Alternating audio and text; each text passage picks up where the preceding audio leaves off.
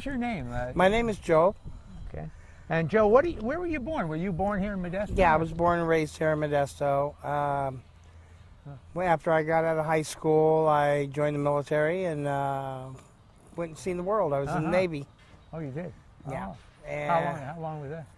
I went in '83 when Grenada happened. Oh, yeah. And I got out in '93, but I had another 2 years that I was still getting paid for. So, there was my rate was so overmanned that they gave us an option to, if you were at a certain year, you could retire. If not, they'll let you go home and pay you out your last 2 years or how much ever longer you had left on your contract.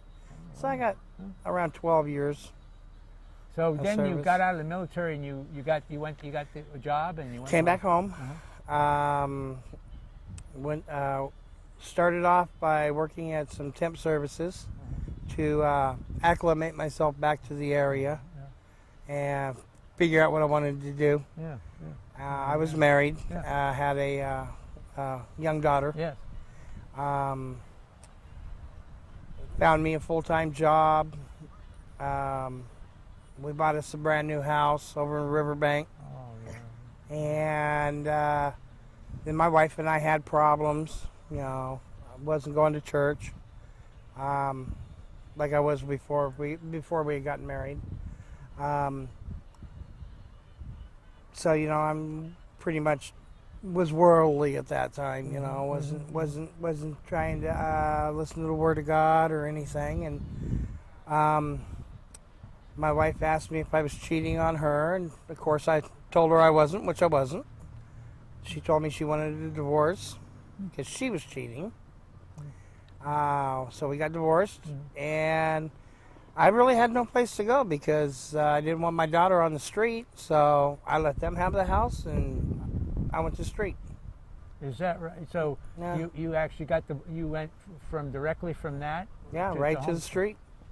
You weren't working at the time? I was working, but I had no place to go. I couldn't afford anything. The rents. Yeah. A friend of mine had a room for rent, which he helped me out after a little while. I got in there for a while, and then just with everything going on, everything kind of went downhill, and I hit bottom. I was working back at temp services again because my job had closed, and I went. I had no place to go. I had no money coming in. Started working back at temp services, doing whatever they would have me do for minimum wage.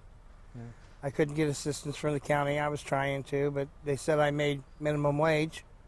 Paying my child support had no bearing on what I made to them, which was taking most of my money, was the child support. So, I lived out of my car. Lived out of my car for about 2.5 years. What years was that where you were living in a car? From about middle of 2003 through 2005. I've been applying for a full-time job at Gallo Winery for about a year. I'd been trying to get on there because I was working there through a temp service, and everybody kept wanting me to get hired in that I was working with. So I finally, went down to the unemployment office, put in applications. They were supposed to turn them in to Gallo, which they obviously never did. I went in there one day, and the recruiter from Gallo was in there. And I talked to her for 10, 15 minutes, explained to her that I had put in one every single month and had a reference on it. She says that she had never received one. She asked me to fill out one right there, give her all my paperwork, which I did. She told me that she would call me back within a couple days. I got on my bicycle. At that time, I was riding a bicycle because I didn't have tags on my car that I was living in. And I rode my bicycle back down to this side of town from the unemployment office, and I was heading back to my car because I had to be at work at 4 and over in special services. I was coming down by Gallo, and my phone rang. So I answered it, and it was the recruiter from Gallo. She wanted me to come in that night, take my test and everything. She hired me right then. Wow. And it was a month after I got in at Gallo that I'd made enough money to put down for an apartment. Myself and a friend of mine moved in together. That way it was a little easier on both of us. And that was June of 2005, and I've been on the way up ever since. Good for you. Good for you. That's a wonderful thing to hear, and I'm glad it happened. Now what? Now, when you were living in your car, did you? I assume were you getting food stamps? No. No food? I had no assistance from the government. They refused to help me. Oh, even on food stamps? On everything, because I was, I had went in to try and get any assistance I could. There was some people in front of me that had their. It's a long story on that one, but they got total assistance. They had their own vehicles. They had their own house. They had their own business, their own jobs. But because they're of a different culture that the government helps, whether they have everything or not, to acclimate them, I guess, to our culture. I don't know. I'm not Indians from India. Did you apply for indigent aid at when you went down there at I told them I wanted any help I can get. And they told me, they asked me, are you working at all? I said, I am working through a temp service occasionally. I don't work all the time. They said, how much do you make? I said, minimum wage. They said, you make too much money. Right. That's all they said to me. Okay. And I told them I was a veteran, and they didn't seem to care. That must have been very disheartening. It was.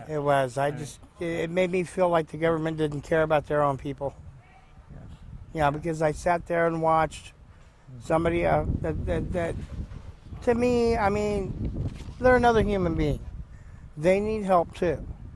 But to see somebody get help that has everything, and then them deny their own culture, their own people, is just wrong.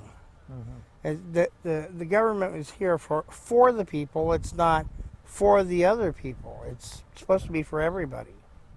Once they're denied, they just seem to lose the lack of compassion. They don't care anymore. It's like the government doesn't care about me. Why should I? You got to grab your bootstraps and pull yourself out of the street, man. You got to get yourself back up for your own sake and your own pride, and show the world, hey, I'm here. And show them that you are still a viable person, that you care. Who cares what other people think of you? It's what you feel inside. So keep your heart strong, keep yourself for the Lord, and you'll be fine. The Lord will take care of you. That's the way I see it. Okay, what helped you get back to a normal life? Besides, you got a job too, and that's really helped. What helped me to get back to a normal life is, I had my family being broken. I had my daughter that kept me strong. I was there for her. Not only that, but my girlfriend at that time, which is my wife now, we grew a strong bond together. Her whole family loves me, so I have a family that I try and care for. My wife now, but we when we were just dating at first, we lived over here in Airport, and one of our friends told us about Church in the Park, which was fairly new back then, and they serve food. Oh, great. Free meal. Let's go down there. Well, we came down here, listened. Brother Dean had some good word going on, great music. The atmosphere was friendly. People seemed to care about each other. And that was a while back. So we started coming every week. after a little while, you know, because at that time my lady didn't really want to go to church, and it made it to a point for her to where she's seeing God without being in four walls. Okay, she sees a better aspect. Gallo, gorgeous atmosphere. I love it. My home church is the house. It used to be called Calvary Temple, and I kind of fell by the wayside from that. But I had been looking for a place that, you know, fed me spiritually, and down here at the park, I really was catching that, and it makes me feel stronger. I can't wait to come here every Sunday. I like the Bible study that we have on Thursdays for the men. It's been a passion of mine to learn more about the Word. I come off different, as they say, a Bible thumper. You know, I'm going to talk to you about it. You know, I'm going to let you know, hey, I believe in God. You know, and this place right here, just the atmosphere around here just is so awesome. Well, I went from sitting inside the church in the chapel area that we have set up, to helping set up, to, you know, being in the food ministry. And, you know, it's a passion of mine to cook. I might make wine, but I love cooking. It's always been one of my better parts. You're a winemaker too? Yeah, I work at Gallo, so. Oh, that's right. I'm So sorry, I didn't. I actually- I have a friend that makes homemade wine. I actually package wine. You know, it's already pre-made for me. I make the wine that goes to Europe. Oh, yeah. Yeah, so we've got all kinds of GMP stuff that we have to go through and do, which is really good because, like, in the food ministry, everyone should wear a hairnet. Yes, that's the thing. And I have really good hairnets because I keep mine from Gallo. They give you good ones. Yeah, Oh, yeah. I don't want to hear that wine going to Europe. Don't want no hair in the wine. No. Even though it's in a sealed room when it gets put in a bottle, but we still have to wear hairnets. Yes. So when I'm out here working with food, I wear my hairnet. Yeah, it's a good idea. It keeps it out of the food. We have. I'm not bragging, because I mean, to me, I'm doing something that I enjoy doing, and I'm doing it for the Lord's work by feeding these people. These people need us. They need that care. They need that compassion, but they also need a hot, good meal, something that they'll enjoy and eat. And I've noticed on times when I have to work on a Sunday that I'm not here cooking. When I come back, they're like, man, thank you for coming back, because the spaghetti tastes so much better. You know, it's like, all I do is throw some spice in. I haven't had anything yet. I'm going to try something here next time we come. Hopefully we'll be.